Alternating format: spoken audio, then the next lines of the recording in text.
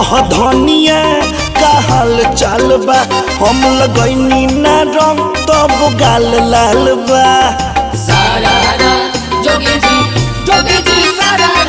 कह धनिया का हाल चाल बा, हम लगैनी ना रंग तब गाल लाल बा। दिलवा के दर्द बढ़ा के गई, सौसे अंग रंग लगा के गई।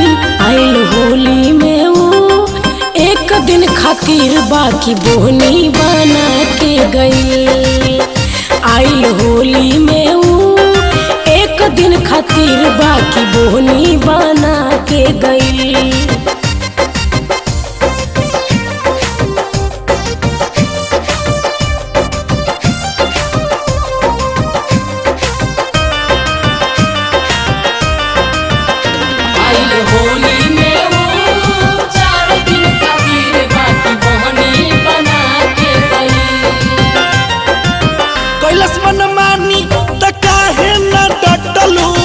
हमरा बुझाला कि मने से सटलू।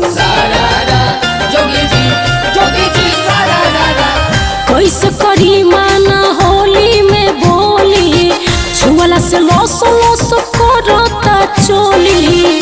साया साड़ी मोर लसिया के गइल, टटका धन बसिया के गइल। आइल होली में वो एक दिन खातिर बाकी बोहनी बना के गई।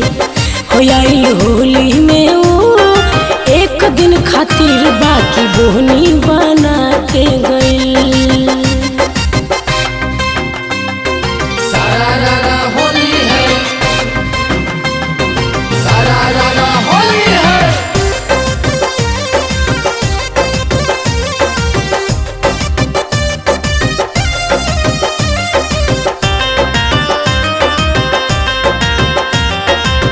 चोलिया के सियन कैसे भइल बा ढील हो, रात से लहंगा तोहर लागता गील हो।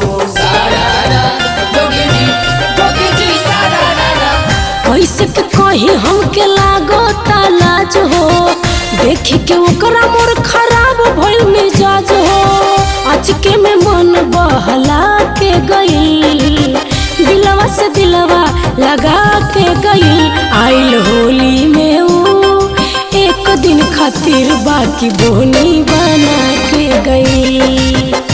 आइल होली में वो एक दिन खातिर बाकी बोहनी बना के गई।